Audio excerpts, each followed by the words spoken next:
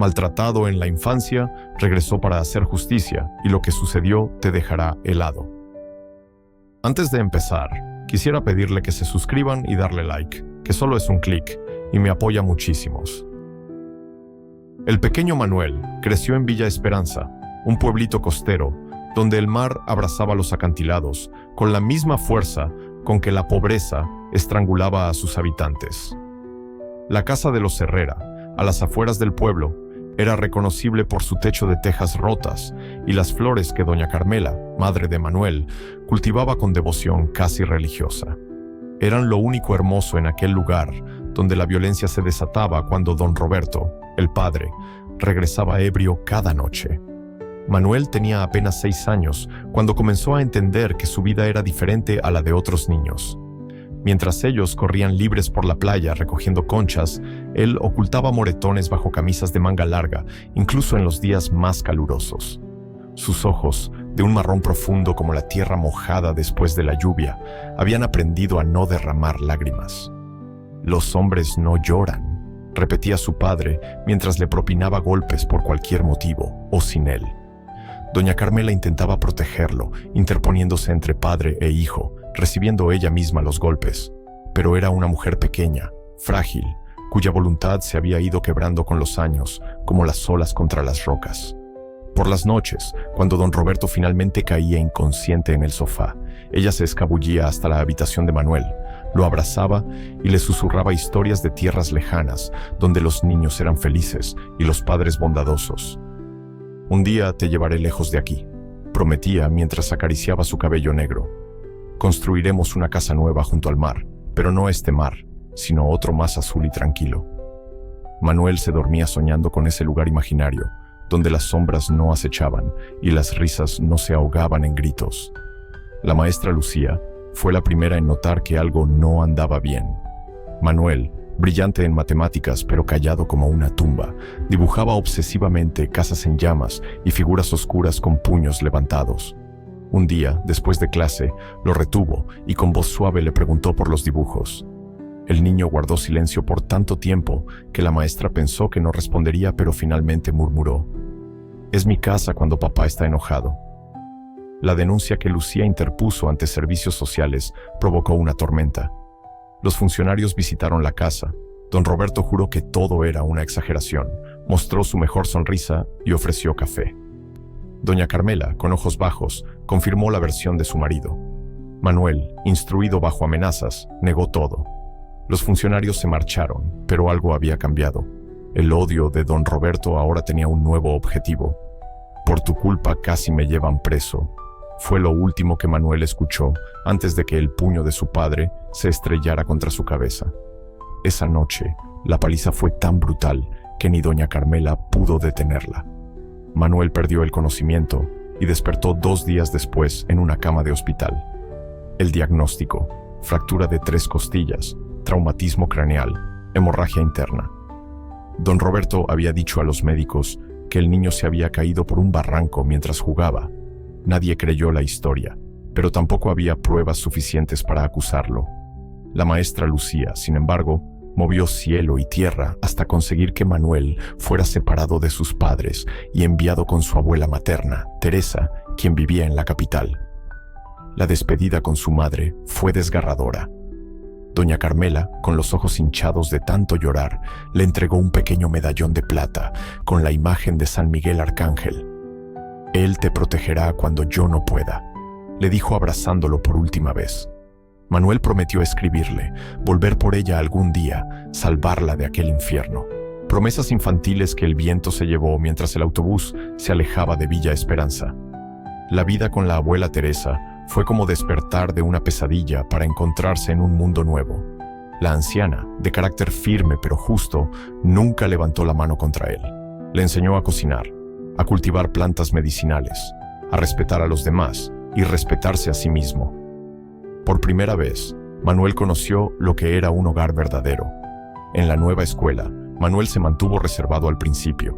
Los otros niños intentaban integrarlo en sus juegos, pero él prefería quedarse en un rincón del patio, observando. No fue hasta que Pedro Galván, el matón de la clase, comenzó a acosar a un niño más pequeño que Manuel finalmente reaccionó. En la nueva escuela, Manuel se mantuvo reservado al principio. Los otros niños intentaban integrarlo en sus juegos, pero él prefería quedarse en un rincón del patio, observando. No fue hasta que Pedro Galván, el matón de la clase, comenzó a acosar a un niño más pequeño que Manuel finalmente reaccionó. Ese día ganó su primer amigo, Santiago, el niño al que había defendido. Con el tiempo, su círculo se amplió. Manuel comenzó a sonreír ocasionalmente, a participar en deportes, a destacar en los estudios. La abuela Teresa observaba con satisfacción cómo las heridas de su nieto parecían cicatrizar. Manuel seguía teniendo pesadillas donde corría sin poder escapar de la sombra amenazante de su padre. Se despertaba empapado en sudor frío, aferrando el medallón de San Miguel que su madre le había entregado, y entonces escribía largas cartas que nunca enviaba, donde contaba a doña Carmela sobre su nueva vida y le rogaba que abandonara a don Roberto. Las cartas reales que enviaba eran más breves, más cuidadosas. Sabía que su padre las leería antes que su madre. Aún así, trataba de transmitirle esperanza, de mantener viva la conexión. Las respuestas llegaban espaciadas, escritas con letra temblorosa. Doña Carmela le contaba pequeñas cosas, las flores que había plantado, el gato que había adoptado a escondidas, lo mucho que lo extrañaba. Entre líneas, Manuel leía el sufrimiento continuo, la resignación. Los años pasaron. Manuel se convirtió en un joven alto y fornido que destacaba en los estudios. La abuela Teresa enfermó gravemente cuando él tenía 16 años. En su lecho de muerte, le hizo prometer que continuaría estudiando, que construiría una vida digna. «No dejes que el odio te consuma», fueron sus últimas palabras. Manuel lloró por primera vez desde aquella noche en Villa Esperanza. Cumplió su promesa. Consiguió una beca para estudiar Derecho en la universidad más prestigiosa del país. Trabajaba por las noches como guardia de seguridad para mantenerse. Su determinación era inquebrantable. Se convertiría en alguien capaz de proteger a los indefensos, a los niños como él. Las cartas de su madre se volvieron cada vez más escasas hasta que, en su segundo año de universidad, cesaron por completo. Manuel escribió desesperadamente, sin obtener respuesta. Llamó a los vecinos, pero nadie sabía darle razón de doña Carmela. Finalmente, recibió una carta del párroco del pueblo. Su madre había fallecido tras una caída accidental por las escaleras de la casa. Don Roberto ya había vendido la propiedad y se había mudado sin dejar dirección. El dolor y la rabia consumieron a Manuel durante semanas. Abandonó temporalmente los estudios, se encerró en su pequeño apartamento, destrozó muebles en ataques de ira incontenible. Santiago, quien se había convertido en su mejor amigo y compañero de piso, lo sostuvo durante ese periodo oscuro. «Tu madre no querría verte así», le repetía. «Honra su memoria convirtiéndote en el hombre que ella soñó que serías».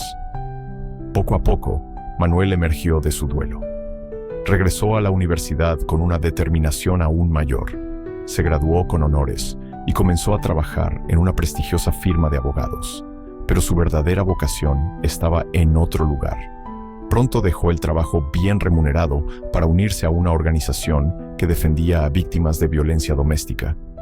Su experiencia personal lo convertía en un defensor feroz y efectivo. A los 30 años, Manuel Herrera era respetado en los tribunales. Había ayudado a cientos de mujeres y niños a escapar de situaciones abusivas. Había contribuido a cambiar leyes para proteger mejor a las víctimas. En apariencia, había superado su pasado.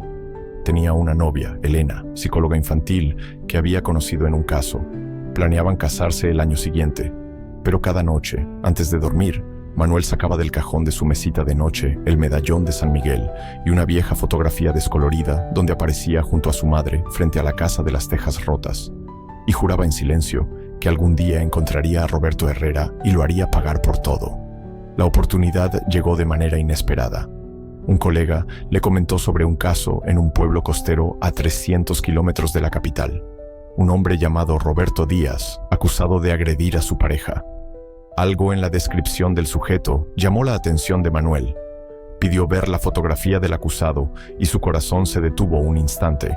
Era él, su padre, más viejo, más deteriorado, pero inconfundible. Manuel pidió encargarse personalmente del caso sin revelar su conexión. Investigó meticulosamente y descubrió que Roberto había cambiado legalmente su apellido tras abandonar Villa Esperanza. Había mantenido el mismo patrón: alcohol, violencia, mujeres maltratadas que lo abandonaban o morían en circunstancias sospechosas. El reencuentro estaba destinado a suceder. Manuel condujo hasta aquel pueblo con el corazón latiendo a toda velocidad. No le había contado a nadie, ni siquiera a Elena, a dónde iba realmente. Se registró en el único hotel del lugar bajo un nombre falso. El juicio comenzaría en 2 días. Tendría tiempo para observar, para planear. Aquella misma noche lo vio. Roberto salía tambaleándose de una cantina, tan similar a las de Villa Esperanza, que por un momento Manuel tuvo la sensación de haber regresado en el tiempo. Lo siguió a distancia prudente. El hombre vivía ahora en una casa destartalada en las afueras, rodeada de maleza, solo. Manuel permaneció inmóvil bajo la lluvia, observando la silueta de su padre, recortada contra la ventana iluminada. 20 años habían pasado desde la última vez que estuvieron frente a frente. 20 años en los que Manuel había soñado con este momento, imaginando 1000 formas de venganza. Ahora que la oportunidad estaba al alcance de su mano, una extraña calma lo invadió. A la mañana siguiente, Manuel se presentó en la comisaría local.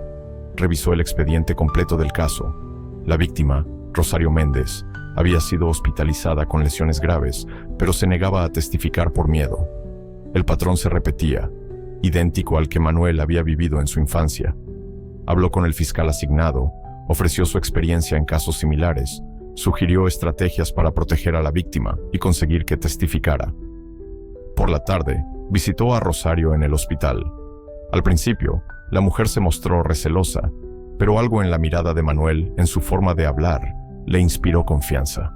Poco a poco fue abriéndose, relatando años de abuso, de promesas incumplidas, de terror constante. Manuel escuchaba con un nudo en la garganta, reconociendo en cada palabra el sufrimiento de su propia madre. «Puedo ayudarte a escapar de él para siempre», le prometió.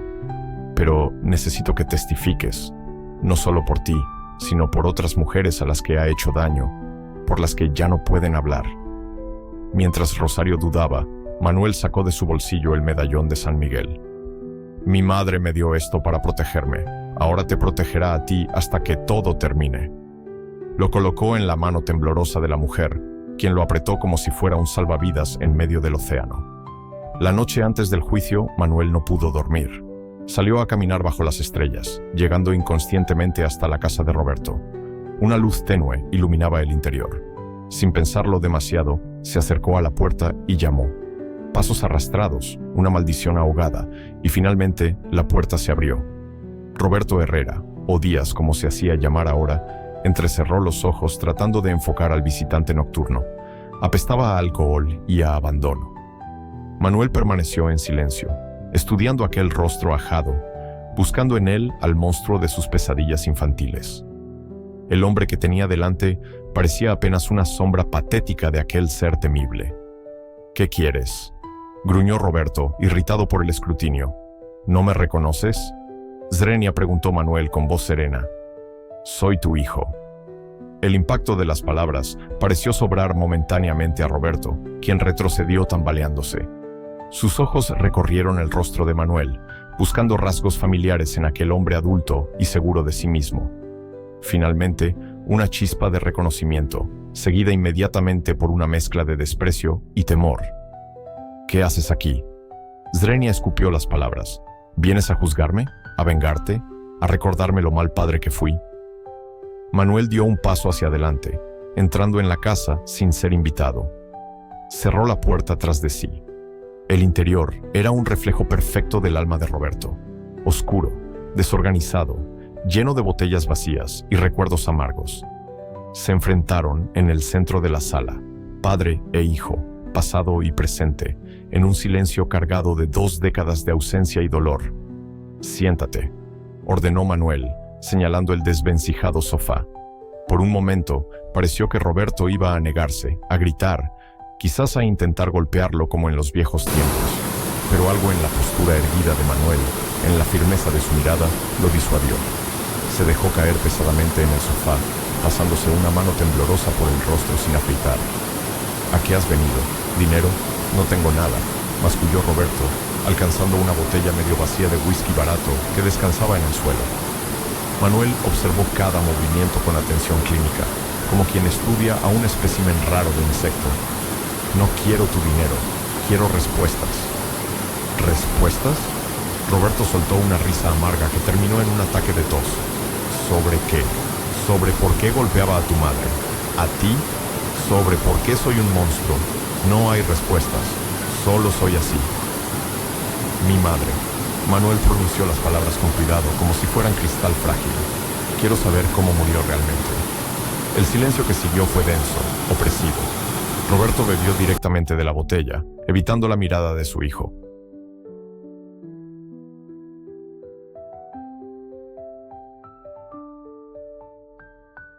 Cuando finalmente habló, su voz sonaba distante, desconectada.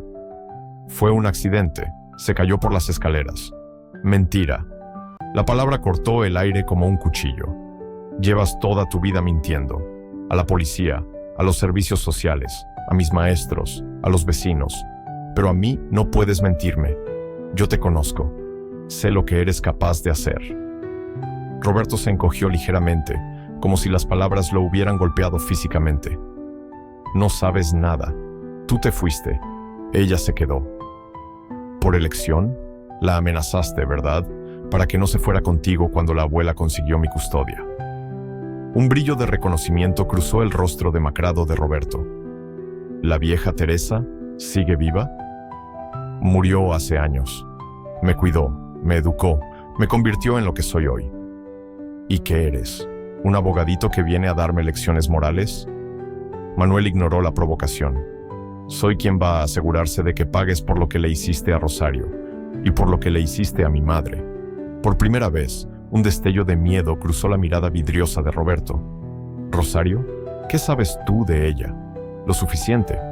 Sé que la golpeaste hasta mandarla al hospital. Sé que no es la primera mujer a la que casi matas. Sé que mañana estaré en el tribunal, asegurándome de que te pudras en la cárcel por el resto de tu miserable vida. Roberto se levantó torpemente, tirando la botella. No puedes hacer eso. Eres mi hijo. Dejé de ser tu hijo la noche que me enviaste al hospital con 3 costillas rotas, respondió Manuel con escalofriante tranquilidad. Y ahora soy la peor pesadilla de hombres como tú. La atmósfera cambió instantáneamente.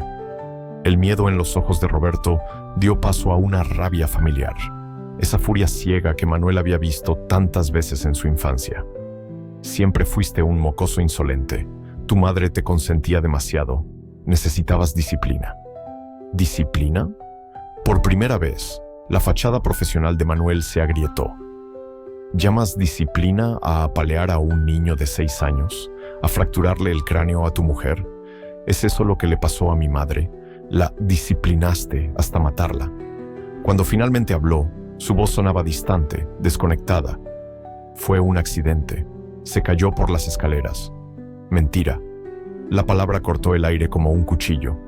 Llevas toda tu vida mintiendo. A la policía, a los servicios sociales, a mis maestros, a los vecinos. Pero a mí no puedes mentirme. Yo te conozco. Sé lo que eres capaz de hacer. Roberto se encogió ligeramente, como si las palabras lo hubieran golpeado físicamente. No sabes nada. Tú te fuiste. Ella se quedó. Por elección, la amenazaste, ¿verdad? Para que no se fuera contigo cuando la abuela consiguió mi custodia. Un brillo de reconocimiento cruzó el rostro demacrado de Roberto. ¿La vieja Teresa sigue viva? Murió hace años. Me cuidó, me educó, me convirtió en lo que soy hoy. ¿Y qué eres? ¿Un abogadito que viene a darme lecciones morales? Manuel ignoró la provocación.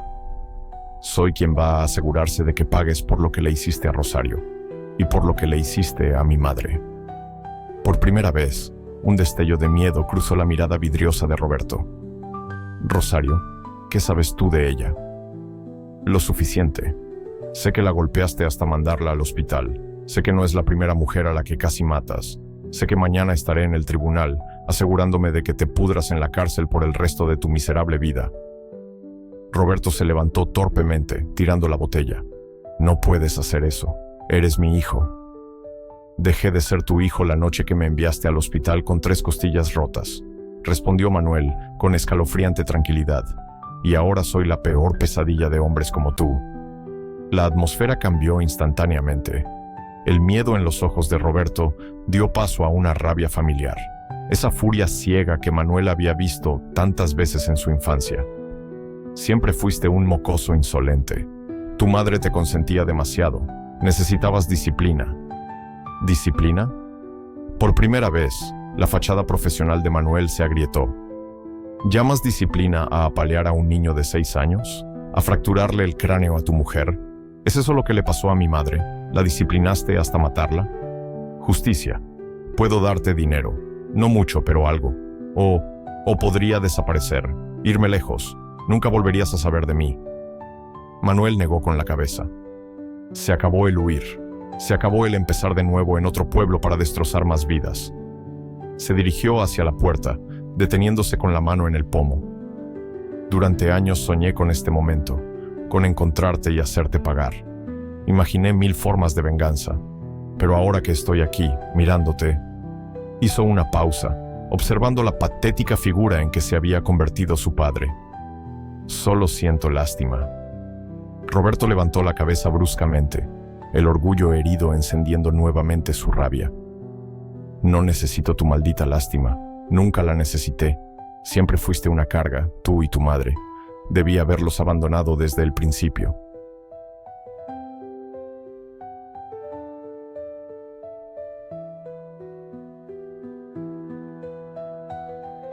Salió de la casa, cerrando suavemente la puerta tras de sí. La noche era clara. Las estrellas brillaban intensamente sobre el mar, que se adivinaba en la distancia. Respiró profundamente, sintiendo cómo un peso que había cargado durante 20 años comenzaba lentamente a aligerarse. Sacó su teléfono y marcó el número de Elena.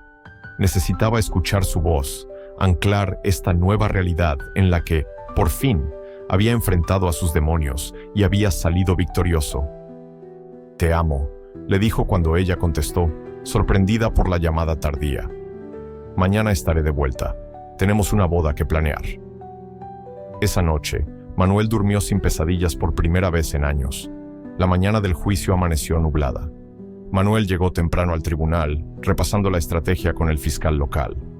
Rosario había accedido a testificar, fortalecida por la historia de Manuel y por el medallón de San Miguel que aún apretaba en su mano. Todo estaba listo, excepto que Roberto Herrera no apareció. Después de una hora de espera, el juez ordenó su búsqueda. La policía acudió a la casa y encontró la puerta abierta. En el interior, botellas rotas, muebles volcados, signos de un ataque de ira, pero ningún rastro de Roberto. Manuel sintió una inquietud creciente. Conocía bien esos arranques, sabía de lo que su padre era capaz cuando se sentía acorralado. Temiendo lo peor, se dirigió al hospital donde Rosario estaba protegida. Llegó demasiado tarde. Roberto había conseguido entrar haciéndose pasar por un repartidor de flores. Los guardias, convencidos de que el acusado estaría en el tribunal, no habían sido lo suficientemente vigilantes. Rosario había abierto la puerta de su habitación, confiada. La encontraron en un charco de sangre, con múltiples puñaladas en el pecho y abdomen. El medallón de San Miguel seguía en su mano firmemente cerrada, pero no había sido suficiente para protegerla. Manuel se derrumbó en la sala de espera del hospital cuando le dieron la noticia. Todo había sido en vano. Su venganza, su justicia, su intento de redención. Una vez más, Roberto Herrera había destruido una vida y había huido. Se inició una búsqueda intensiva. Manuel suspendió todos sus casos, pidió una excedencia en la organización y se instaló en aquel pueblo costero. No abandonaría hasta que Roberto fuera capturado. Los días se convirtieron en semanas. Elena viajaba los fines de semana para estar con él, preocupada por la obsesión que crecía en sus ojos. «No puedes salvar a todo el mundo», le repetía. «No puedes cambiar el pasado». Pero Manuel ya no la escuchaba. Había desplegado mapas por toda la habitación del hotel, marcando posibles rutas de escape, contactando con antiguos conocidos de su padre, recopilando avistamientos. Dormía poco, comía apenas, impulsado por una determinación febril. Una noche, tras una fuerte discusión, Elena se marchó. Llámame cuando hayas decidido regresar a la vida, le dijo desde la puerta. No voy a quedarme a ver cómo te destruyes a ti mismo. Manuel apenas registró su partida. Estaba demasiado concentrado en un informe que había recibido esa tarde. Un hombre que coincidía con la descripción de Roberto había sido visto en un pueblo pesquero a 50 kilómetros de allí. Condujo toda la noche bajo una lluvia inclemente. El amanecer lo encontró en un muelle destartalado, preguntando a pescadores somnolientos por un hombre de mediana edad, con cicatriz en la mejilla y ojos hundidos. Nadie parecía saber nada hasta que un anciano, remendando redes, levantó la vista. ¿Roberto Díaz? Sí, estuvo aquí hace unos días. Buscaba trabajo en los barcos. Estaba desesperado. Ofreció trabajar solo por comida y un lugar para dormir. El corazón de Manuel se aceleró. Consiguió trabajo con Jiménez en el Albatros. Zarparon hace 4 días. Deberían volver hoy o mañana, si el tiempo mejora. Manuel se instaló en una pensión frente al puerto. Llamó al fiscal para informarle, pero insistió en ser él quien diera la noticia a Roberto.